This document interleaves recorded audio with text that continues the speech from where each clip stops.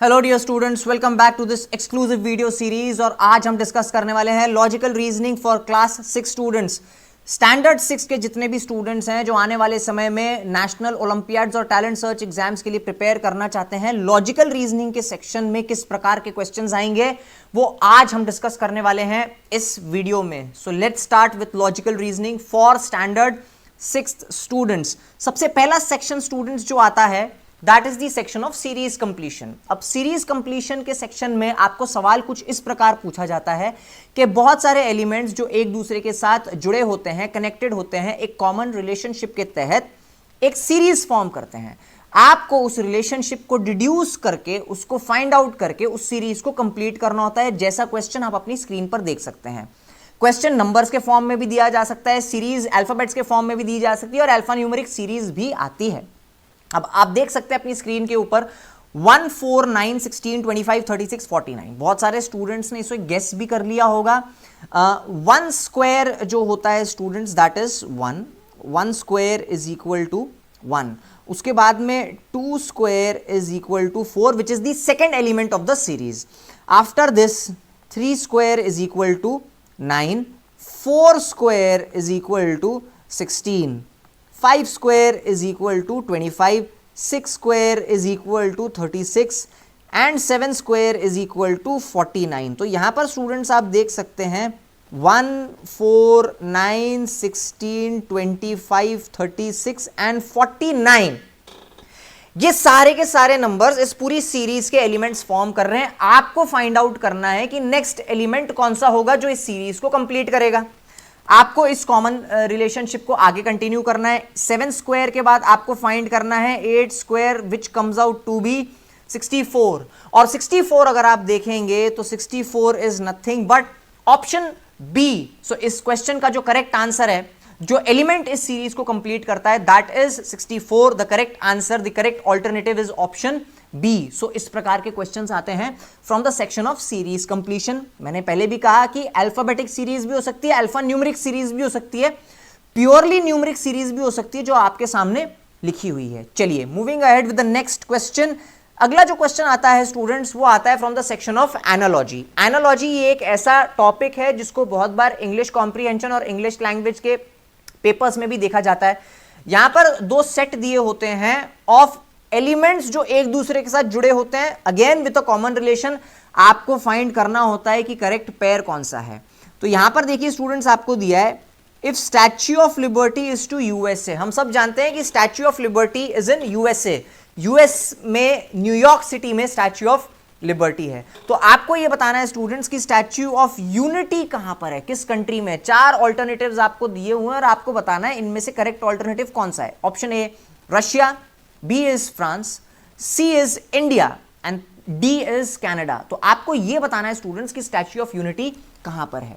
इसका जो correct answer है students that is option C, Statue of Liberty US में है, लेकिन स्टैच्यू ऑफ यूनिटी जो है वो हमारे इंडिया में है। So statue of unity is in India. आपको यह बताना है कि इंडिया में स्टैच्यू ऑफ लिबर्टी कहां पर है। नीचे कमेंट सेक्शन में कमेंट करके इसका आंसर जरूर दीजिएगा। बताइए कि इंडिया में स्टैच्यू ऑफ यूनिटी कहां पर है। इंडिया में स्टैच्यू ऑफ यूनिटी कहां पर है, नीचे कमेंट सेक्शन में कमेंट करके जरूर बताइएगा। चलिए moving ahead with the next section. जो अगला सेक्शन आता है students that is the section of classification. Classification को ईजी और आसान शब्दों में अगर मैं आपके सामने रखूं तो आपने बहुत बार ऐसे क्वेश्चन सॉल्व किए होंगे अलग अलग सब्जेक्ट्स में। ऑड मैन आउट निकालने का मतलब ही होता है क्लासिफिकेशन। क्लासिफिकेशन में जैसे कि आप देख सकते हैं 4 ऑल्टरनेटिव्स आपको दिए हुए हैं।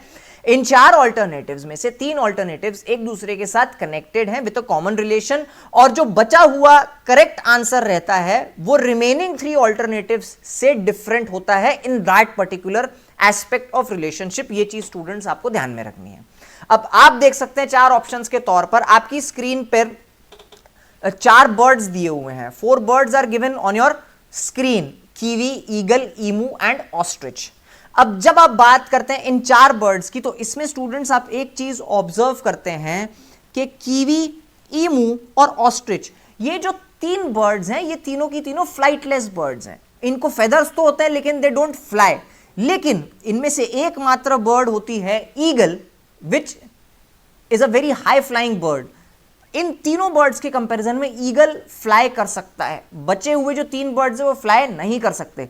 सो इसका जो करेक्ट ऑल्टरनेटिव है, the correct answer is option B. Option B is the correct answer for this. ये चीज स्टूडेंट्स आपको याद रखनी है।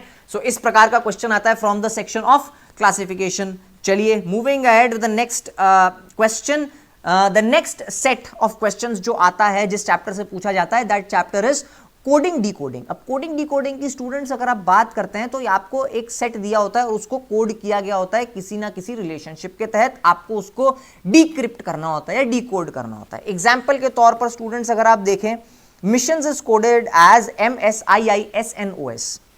आपको यह पूछा गया है कि अगर मिशंस को इस प्रकार कोड किया गया है तो बताइए ऑनलाइन को किस प्रकार कोड किया जा सकता है। यह आपको समझने के लिए मिशन को डिकोड करना जरूरी है।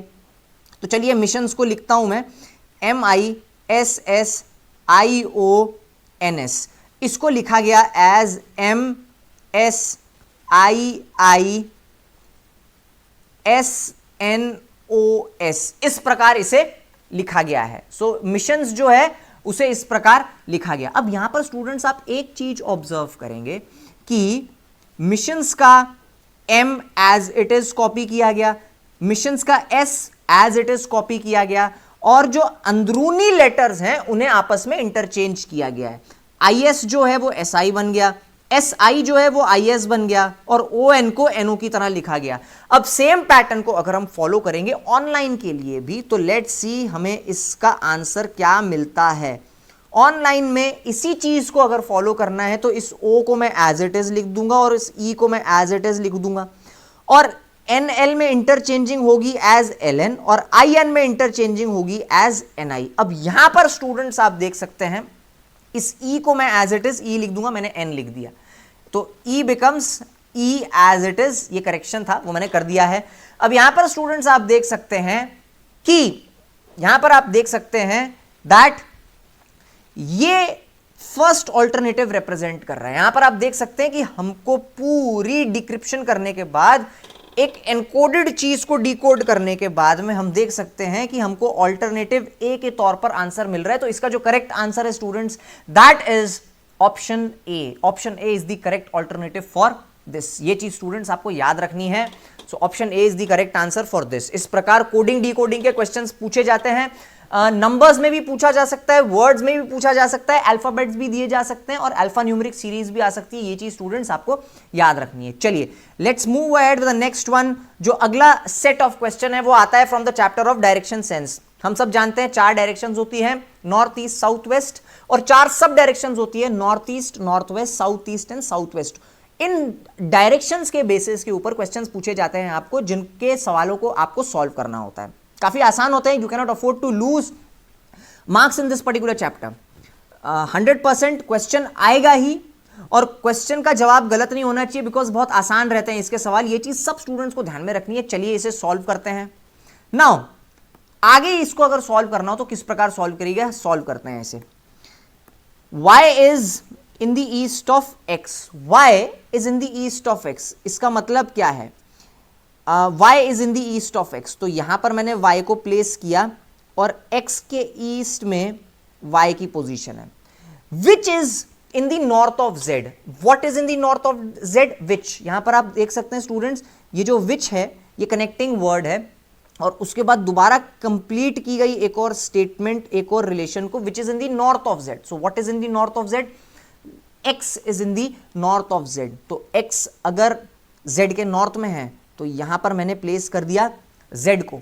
आगे ये चीज बोली गई है, if p is in the south of z, okay, so p is in the south of z, p को मैंने z के साउथ में प्लेस कर दिया। आपको सवाल के तौर पर स्टूडेंट्स ये पूछा गया है, then in which direction of y is p, then in which direction of y is p।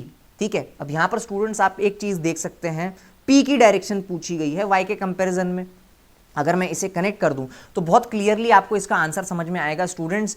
This is east and this is north, ये हो गया south, and this is the western direction as far as y is concern.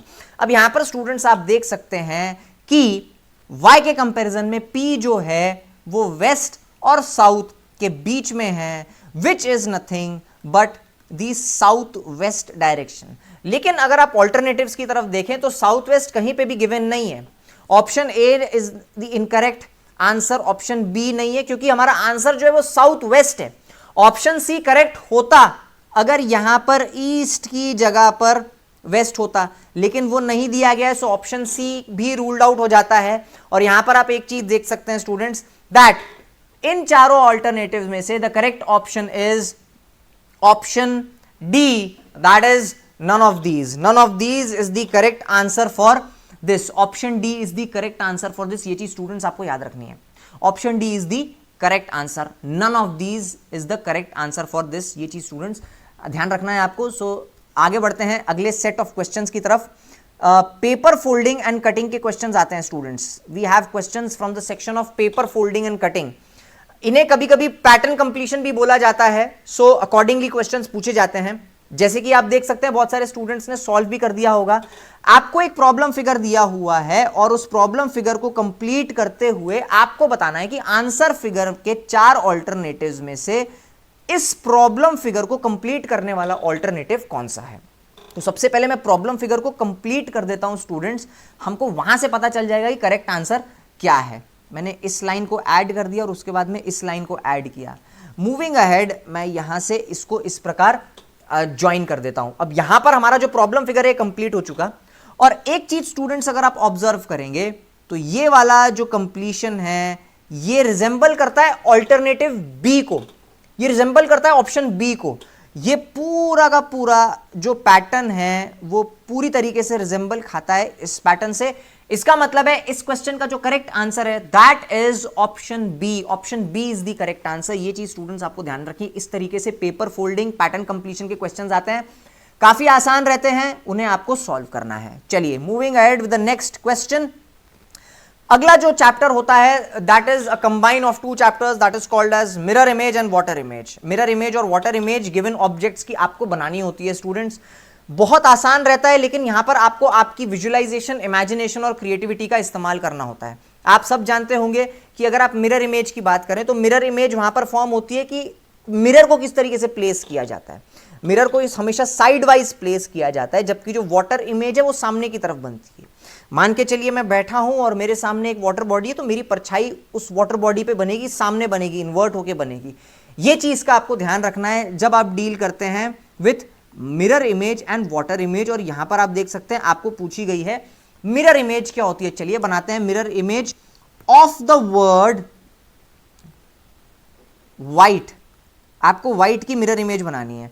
अब mirror image जब बनाएंगे और मान के चलिए यहां पर प्लेस किया गया है मिरर को, तो मिरर को यहां पर प्लेस किया गया है, तो ये लीजिए ई ऐसा फॉर्म हो गया, ये हो गया T, this becomes I, H and W.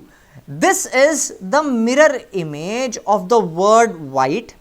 और इसे अगर आप कंपेयर करेंगे 4 ऑल्टरनेटिव्स के साथ में, तो यहां पर स्टूडेंट्स आप एक चीज देख सकते हैं कि जो ऑप्शन 3 है that is resembling the mirror image जो हमको मिली है। सो इसका जो करेक्ट आंसर है, इसका जो करेक्ट ऑल्टरनेटिव है दैट इज ऑप्शन 3।